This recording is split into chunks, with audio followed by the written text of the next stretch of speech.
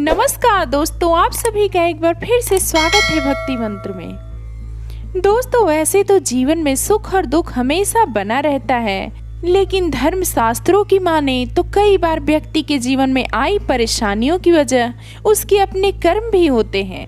अच्छे कर्म व्यक्ति के जीवन को बेहतर बनाने का काम करते हैं, तो बुरे कर्म दुख और समस्याओं की वजह बनते हैं।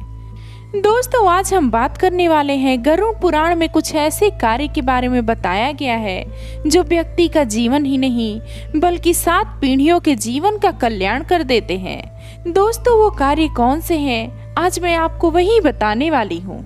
गरुड़ पुराण में भी व्यक्ति को कर्म के अनुसार मिलने वाले फलों के बारे में बताया गया है। इसमें बताया गया है कि व्यक्ति के कर्मों का प्रभाव उसके जीवन में जीवित रहते हुए मृत्यु के बाद और दूसरा जन्म मिलने तक बना रहता है।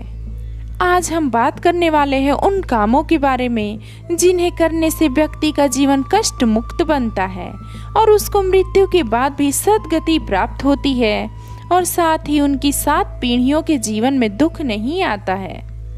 सबसे पहला कार्य गरुड़ पुराण में बताया गया है कि भोजन बनाते समय रोजाना पहली रोटी गाय को और आखिरी रोटी कुत्ते को खिलाना चाहिए। इसके अलावा पक्षियों को दाना डालें, चींटियों को चीनी व आटा खिलाएं। अगर मछलियां हो आसपास तो उन्हें आटे की गोलियां खिलाएं। अगर आप सभी को नहीं खिला सकते तो कम से कम किसी एक को तो रोजाना भोजन दें।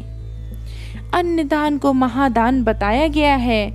गरीबों और जरूरतमंद को अन्नदान करने से व्यक्ति का जीवन ही नहीं बल्कि उसकी 7 पीढ़ियों का जीवन संवर जाता है। साथ ही परिवार पर लगे तमाम दोषों का नाश होता है।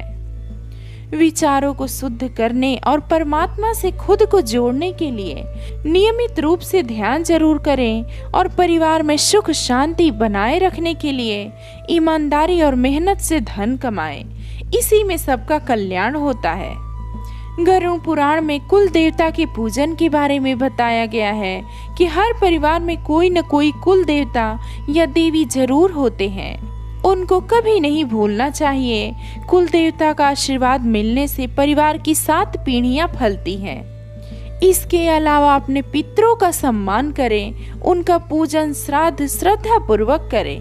गरुड़ पुराण में बताया गया है कि संसार में आपको जो भी कुछ मिला है वो उस प्रभु ने ही दिया है।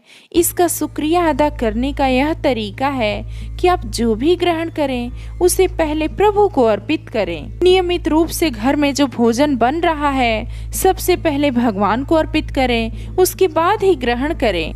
ऐसा करने से परिवार पर मां लक्ष्मी और नारायण की कृपा बनी रहती है और कभी भी किसी चीज का अभाव नहीं होता है।